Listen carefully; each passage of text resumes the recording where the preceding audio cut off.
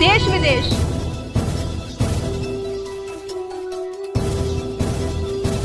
राजनीति,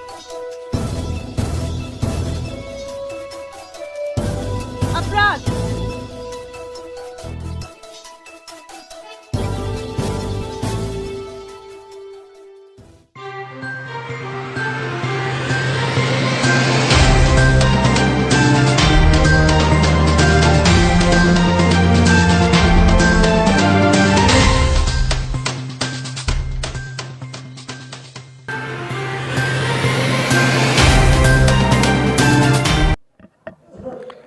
नमस्कार, आदाब। मैं हूं साकिब पवार और आप देख रहे हैं metro live news. Metro live news की टीम आज गांव आई है, गांव कवाल में, जो जिला मुजफ्फरनगर में गांव पड़ता है। जी हां, गांव कवाल, वही कवाल जिसे ध्यान में आता है लोगों को कि कवाल का बवाल।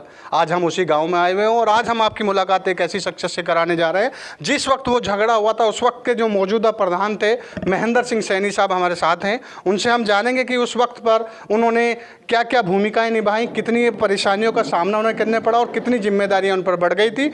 और एक बार फिर वो चुनावी मैदान में हैं इस बार, तो उनसे जानते हैं कि उन्होंने पिछले 5 साल में क्या कार्य कराए, उस वक्त पे क्या किया और किन मुद्दों को लेकर वो आज जनता के बीच में हैं। जी, बहुत बहुत स्वागत है आपका महेंद्र सिंह साहब। जी, सबसे पहले तो हम जानना चाहते हैं कि जो आपके पिछले 5 साल में आप प्रधान रहे तो क्या क्या विकास कार्य आपने कराए हैं और जो पिछली योजना गई हैं उसमें क्या क्या कार्य कराए गए हैं। मैं आपसे बताऊँ, मेरे विकास कार्यों का रिकॉर्ड बहुत लंबा है। कम से कम भी 180 गलियाँ जो कच्ची थी, खड़ंजे थे, पड़ंजे थे, उनको 180 गलियों को मैंने सरकार के माध्यम से, जो राज्य वित्त में पैसा आता है उसके माध्यम से मैंने गांव में आरसीसी डलवाई, पक्की नालियां बनवाई और गांव में लाइटें, जो बिजली की लाइटें थे वो लाइटें लगभग सभी खंभों पर बराबर जो है मैंने हर मोहल्ले में, हर गली में। कोशिश ये रही, मेरा प्रयास ये रहा कि कोई भी इस गांव में अंधेरे में ना चले, अंधेरे में ना रहे, ये मेरा प्रयास रहा। 2 समरसेबिल जो हमारे 5-5 हज़ार लीटर के टैंक वाले थे, जो लगभग 150 फुट नीचे हमने जो है करवाए हैं गहराई के, तो 2 समरसेबिल हमने कराए। जो एक हमारी प्राइमरी पाठशाला नंबर 2, एक टैंक उसमें लगवाया हमने 5,000 का समरसेबिल, और एक हमने हमारे यहाँ शेख जियो की मस्जिद है, वहाँ भी हमें पानी की आवश्यकता थी, एक समरसेबिल हमने वहाँ लगवाया। और लोगों को उसका जो है, लोग उसका फ़ायदा उठा रहे हैं, जनता उसका फ़ायदा उठा रही है। अगर बात करते हैं हम, अभी ये बात आई हैं, अभी अगर हम बात करते हैं तो यहाँ पे कब्रिस्तान और शमशान घाट की क्या व्यवस्था है, कैसी स्थिति है इस वक्त और पहले आपके टाइम में क्या थी? मेरे से पहले समय में जो हमारा एक शमशान भूमि है वो लगभग 12 बीघे का उसका रकबा है, वो ओबड़ खाबड़ ऊंचे नीची थी। मैंने उसको सुधारने का प्रयास किया और अपने प्रयास के माध्यम से उस भूमि को कंप्यूटराइज करा के उसमें जो है वृक्ष लगवाए।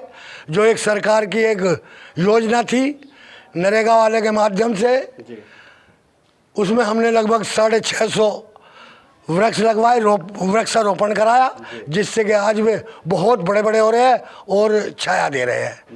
उसके बाद हमने शमशान भूमि में बेंचें बनवाई और एक बॉडी फूकने का एक चौतरा और बनवाया अलग से।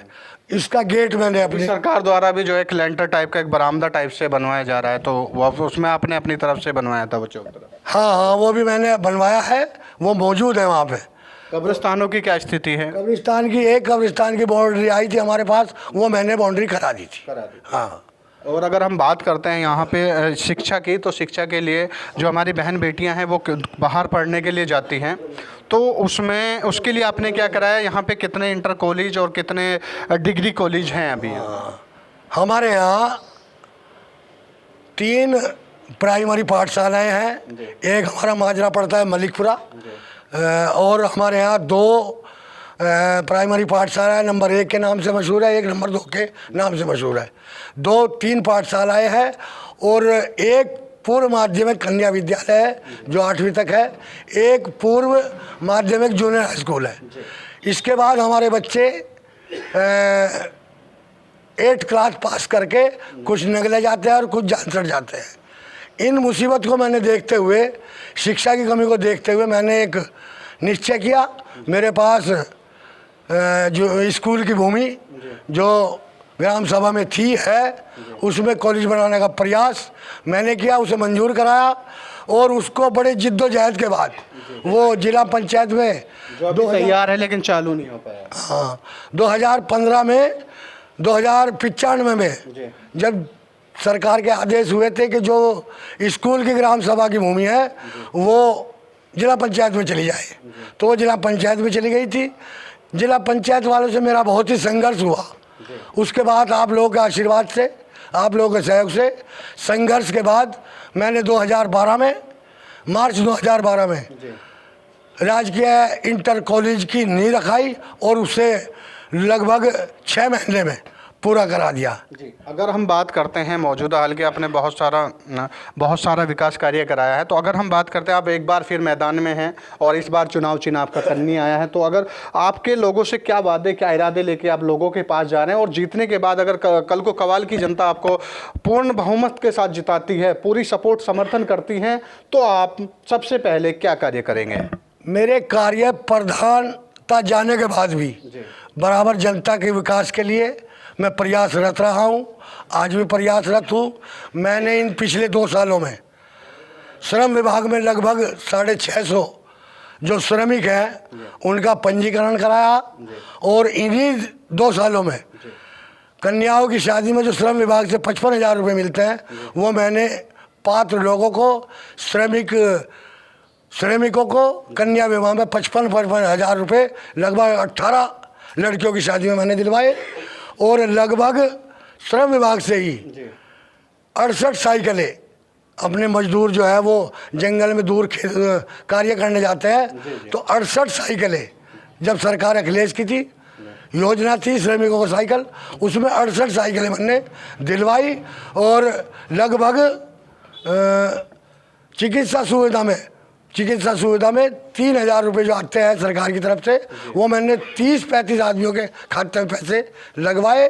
और लॉकडाउन के टाइम जिनके पंजीकरण थे श्रम विभाग में, लगभग किसी के खातों में 2,000, किसी के 5,000, किसी के 8,000, किसी के आपसे हुआ जिसका जैसा लगा, जो जिसका पात्र है उसे वो मिले। हाँ, पात्रता के आधार पे मैंने पूर्ण प्रयास किया और उनको लॉकडाउन के टाइम में किसी तरह की भी मतलब कमी नहीं आने दी। तो सबसे पहले अगर शिक्षा को लेके क्या काम करेंगे, तो सबसे बड़ी बात यह है कि जो कवाल की जनता है, अभी आगामी 2 दिन बाद आपके यहाँ चुनाव होने जा रहे हैं, तो आप क्या संदेश देना चाहते हैं, क्या अपील करना चाहते हैं अपने सभी गांव वालों से? मेरी अपील सबसे पहले ये है कि यदि जनता ने मुझे दोबारा से, मेरे पुत्र वधू चुनाव लड़ रही है, यदि जनता ने मुझे दोबारा से मौका दिया तो जिस चीज़ की मेरे गांव में कमियां हैं, जैसे इंटर कॉलेज मैंने बनवा दिया था लेकिन आज तक वो चालू नहीं कराया गया, सबसे पहली प्राथमिकता मेरी उस कॉलेज को, शिक्षा को लेके उस कॉलेज को चलवाने की है, जिसमें आज अस्थायी जेल बनी हुई है। उसके लिए मुझे चाहे लखनऊ जाना पड़े, चाहे इलाहाबाद जाना पड़े, मेरा प्रयास होगा। क्योंकि मैं देखता हूँ कि यहाँ से लगभग 200-250 बच्चे जो छतों के ऊपर जाल पर लटक कर और बस के अंदर खचाखच भर कर जाते हैं, मैं उनकी परेशानी समझ रहा हूं और उनकी परेशानी को दूर करने का मेरा पहला निश्चय है, पहला प्रण है कि वे अपने गांव के इंटर कॉलेज में शिक्षा लें और यहां से आगे चलकर अपने जो है स्वास्थ्य को लेकर, स्वास्थ्य विभाग को लेकर क्या आपके यहाँ भी हॉस्पिटल है की सुविधा है या आप कराएंगे?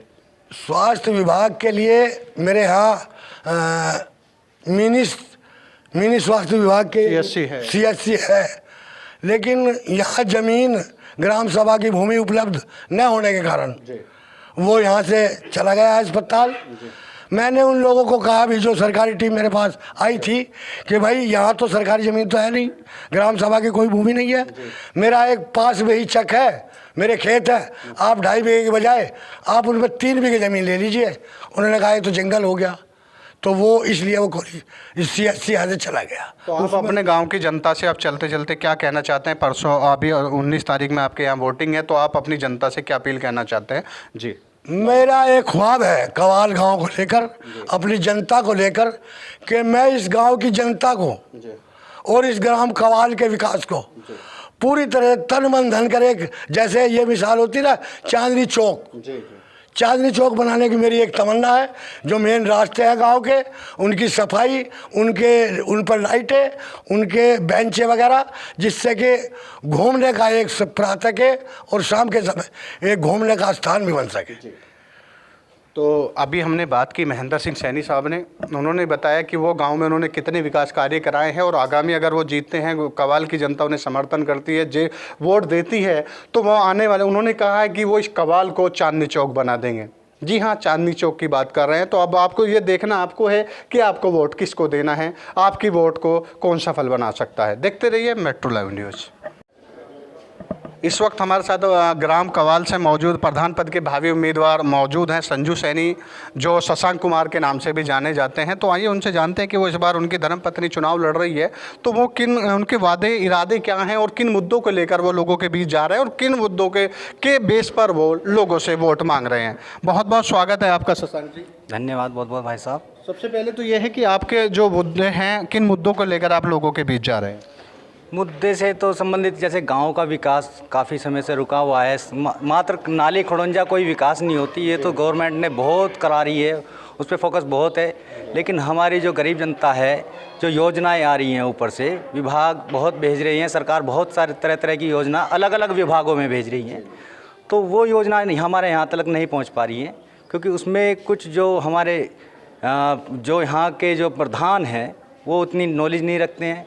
क्योंकि मेरे मुंह से अच्छा तो नहीं लगता कि भाई एक हमारे गांव के एक दुर्भाग्य की बहुत बड़ी बात है कि भाई हमारे गांव का जो प्रतिनिधित्व करने वाला है, अध्यक्ष है, प्रधान है, वे अशिक्षित हैं। उनको कोई नॉलेज नहीं है किस तरह के विभाग की, किस तरह की शिक्षा की उनको कोई नॉलेज नहीं है। और जो योजनाएं आती है वो देखो वो तो लानी पड़ती है, ऐसे नहीं कि भाई बैठे बैठे गांव में कि भाई प्रधान जी तुम्हारे लिए ये योजना आई है, उनको उनके लिए भागा दौड़ करनी पड़ती है, विभागों में जाना पड़ता है, जो पीड़ित होता है उनको भी बताना पड़ता है, उनकी सूची तैयार करी जाती है, उनको उसके बारे में बताया जाता है, समझाया जाता है। एक तो ये विकास है, फिर रही काफ़ी विकास रुके हुए हैं उनको पूरा कराना है, यही है मेरा तो विकास का तो ध्येय। तो जैसे कि आपके यहाँ 19 अप्रैल को चुनाव वोटिंग होने जा रही, तो जो आपके गांव की जनता है उन्हें क्या संदेश देना चाहते हैं आप? उनको तो यही संदेश दूंगा कि भाई देखो आज के टाइम में सरकार सबसे ज़्यादा थोड़ा ये कोरोना का मामला जो चल रहा है इसकी वजह से शिक्षा पे बहुत ज़्यादा प्रभाव पड़ा है पिछले लगभग 1 वर्ष से, और अभी भी पोजीशन यही है, अभी भी कंडीशन यही है, शिक्षा की तरफ जो है कोरोना का बहुत बड़ा प्रभाव पड़ रहा है। लेकिन कभी तो ये रुकेगा भाई, अभी नहीं 6 महीने बाद 2 महीने बाद कभी ना कभी तो रुकेगा, क्योंकि गवर्नमेंट बहुत ज़्यादा तरीके से अलग अलग तरीके से वैक्सीनेशन भी करा रही है, अलग अलग जो है विभागों को इसमें लगा भी रखा है, वो चल रहा है। लेकिन उससे ऊपर जाने के बाद ये है कि भाई जैसा पिछले 5 वर्षों में यहाँ हो चुका है, शिक्षा की जो जानकारी ले रहे हैं, तो शिक्षा होनी बहुत ज़रूरी है, उसके ऊपर कोई फोकस नहीं है। तो मेरा तो ध्येय यही है कि भाई ये जो 5 वर्ष रहेंगे आने वाले, उस पर गांव के सभी लोग चिंतन मनन करें कि भाई गवर्नमेंट जब शिक्षा को इतना ज़्यादा फोकस कर रही है, इतना ज़्यादा बता रही है कि भाई शिक्षा की तरफ, शिक्षित होने की तरफ बहुत ज़्यादा ध्यान देने के लिए कह रही है, तो मैं भी यही कहूँगा कि भाई जो भी जिसे भी आप जो है गांव वाले सभी मिलके जो जिसे भी बनाएंगे, कम से कम वो योग्यता तो रखता हो, शिक्षा के प्रति नॉलेज रखता हो, उसको जानकारियाँ हो, अलग अलग विभाग की हो। बहुत सारे विभाग हैं जिनसे जानकारी किसको मिलेगी, ठीक है, ये है। तो अभी हमने बात की, शशांक कुमार जी हमारे साथ थे, उन्होंने अपने वादे इरादे बताए हैं कि क्यों जो काम रुके उन्हें पूरा। साहब आपका कैसे कैंडिडेट को वोट देना चाहेंगे इस बार? भाई संजू को कैंडिडेट बनाना चाहते हैं। संजू को ही क्यों? जी बहुत अच्छे हैं, उनके भाषण बहुत अच्छे हैं, हमारे चाचा जी के भाषण भी बहुत अच्छे हैं, बहुत दिल से लगा हुआ है इनसे। भाषण को वोट देंगे या काम को वोट देंगे? काम को भी वोट है, ये पिछली बार नहीं रहे फिर भी काम करते रहते हैं, पूरे 5 साल इनके काम करते हैं सर। किसान के बारे में भी काम करते हैं, हर चीज़ के बारे में काम करते हैं। तो अभी एक सज्जन और हमारे साथ हैं, इनसे भी जानना चाहते हैं कि आप किसे वोट देना चाहते हैं? हम भाई संजू को वोट देना चाहते हैं जी। भाई संजू को ही? संजू को, भाई संजू को इसलिए कि ये जो है ना जी के इस तन मन धन से इस जो है ना कार्य को लेकर चलने वाले हैं। हाँ, प्रधानता पद के पूरे गांव को जो है ना एक समान देखते हैं और कार्य अच्छे से अच्छा करवाते हैं और जो है ना किसी भी टेंशन सबके दूर रखते हैं बिल्कुल। हाँ, टेंशन फ्री रखते हैं। अभी एक साथी नौजवान साथी भी हमारे साथ हैं, तो युवा को भी जान लेते हैं कि युवा के मन में क्या है। जी, आपका नाम जानना। मेरा नाम सचिन सैनी। सचिन जी, आप किसे वोट देना चाहेंगे? देखो, हर किसी की इच्छा होती है कि इसका गांव का प्रधान जो रहे या जो भी मौजूद आदमी है थोड़ा सा यंग रहे, मतलब थोड़ा सा युवा रहे, लेकिन युवा के साथ साथ उसके पास तजुर्बा भी होना चाहिए। तो यहाँ पे हमें दोनों चीज़ें मिल रही हैं।